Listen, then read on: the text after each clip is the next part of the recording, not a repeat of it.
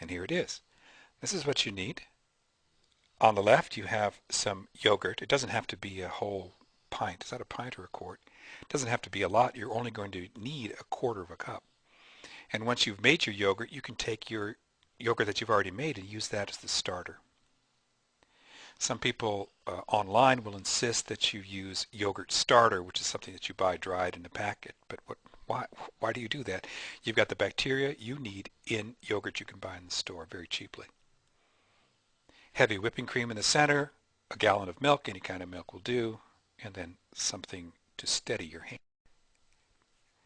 Here you see me pouring 2 cups of whipping cream into a gallon of milk, and that is in an ordinary saucepan. What you're going to do at this point is scald the milk, which means you're going to bring it up to 180 degrees really slowly. You're not going to burn it, but you're going to bring it up to 180 degrees slowly, stirring it all the time. And then when it gets to be 180 degrees, you take it off the heat. There you go. Stirring is really important. But you know this is a basic kitchen technique. You put milk on the stove, you don't walk away from it. When it gets about 150 degrees, you're going to start stirring really vigorously. Let me tell you one thing I do, is I'll turn up the heat maybe halfway and then get the milk slowly up to 120, 130 degrees. And then I'll crank it up really high, and then I'll stand there constantly stirring the milk on the bottom to keep it from burning until it gets to be 180 degrees. Once it gets to be 180 degrees, take it off, and I plunge it into an ice bath. That cools it off more quickly, and it also keeps a film of milk from developing on the top. You want to cool this down to 110 degrees, and with an ice bath and a little stirring, it'll take you no more than about 10 minutes. Once you've got your milk down to 110 degrees, pull out about a half a cup of it, mix it in with a quarter of a cup or half a cup of yogurt, stir it up really well. That's going to be your starter. Here you see I'm pouring the starter into the milk mixture, which is at 110 degrees, no hotter. If it's hotter than 110 degrees, you're going to kill the bacteria and you're just going to waste the afternoon. Whisk it in really well to distribute the starter throughout the milk. And then you decant it off into jars. And this is the beginning of the process where you thicken the yogurt. There you go, pouring it in. You could use any kind of jar actually if you want. If you have enough drinking glasses, you can pour it into glasses. And there you go. There is the milk mixture with the bacteria in it ready for thickening. You're going to keep these jars at 110 degrees for about 4 hours. And you can do that in any way you want. You can put it into the oven. If you have an oven whose temperature is accurate enough that you can keep it at 110 degrees, that's fine.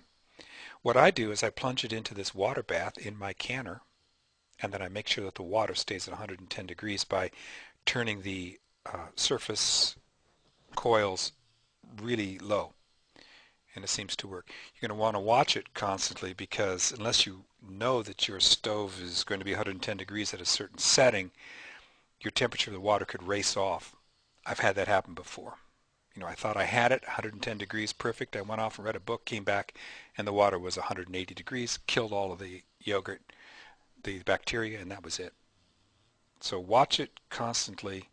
You know, every 10 minutes, make sure it's not getting over 110 degrees.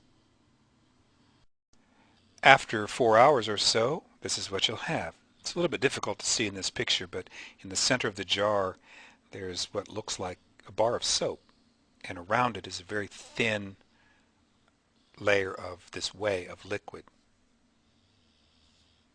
Now this process can be heartbreaking because it can take 4 hours, but nothing seems to happen for the first 3 hours. And you're going to be anxious. The first time you do this, you want to be checking it a lot, looking in to see whether it's thickening. But the first 3 hours, it's just going to look like milk. And you're going to think, this is not working. It is working. The coagulation, the thickening happens like all at once in the last half hour. It just like it gets the idea and suddenly it thickens. So don't be disturbed if for the first 3 hours nothing seems to be happening. It will work. Now you're to the point of straining off the whey. Very simple process. I use a bowl. Up on the top there you see, the green bowl. A standard salad colander. And then I use cloth. And the cloth that I use that seems to be just perfect is a t-shirt.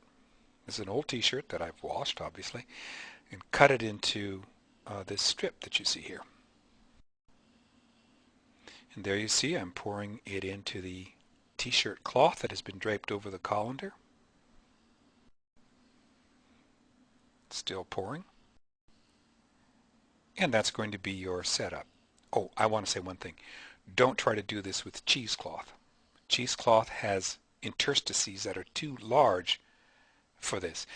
If you do use cheesecloth, you're going to end up with a lot of your yogurt in the whey. And that's no good. You want to eat the yogurt. You want to throw the whey away. Okay, so this is what you set up. You can put it in the refrigerator. You can leave it on the counter. I've done both. And the dripping is going to take a long time. 7 or 8 hours. Maybe even overnight. And in the morning, here you have it. This is it. On the right, you have this yellow liquid, which is the whey. And then on the left, you have thickened Greek yogurt. Yay. Now, don't throw out the whey yet, because if you find that the yogurt is too thick, you can take a little bit of the whey and put it back in and stir it back in to get the consistency that you want. This is the whey, this is the yogurt, I'm sorry, this is the yogurt that I got out of this batch, and it's a little bit too thick, so I ended up putting 1/4 cup of whey in it, stirring it back in, and I ended up with this, 2 beautiful quarts of Greek yogurt. It's unflavored, so you're going to want to put your sugar in it or whatever you do to yogurt. This is also the basis of the ubiquitous Greek side dish tzatziki, which is a cucumber, olive oil, and garlic condiment. It's like ketchup, and they put it on everything. You might find recipes for tzatziki using yogurt. Don't use anything other than Greek yogurt, this thickened Greek yogurt, because it just won't come out the same. It'll come out really runny, and you'll think this is a big disappointment. Why am I doing this?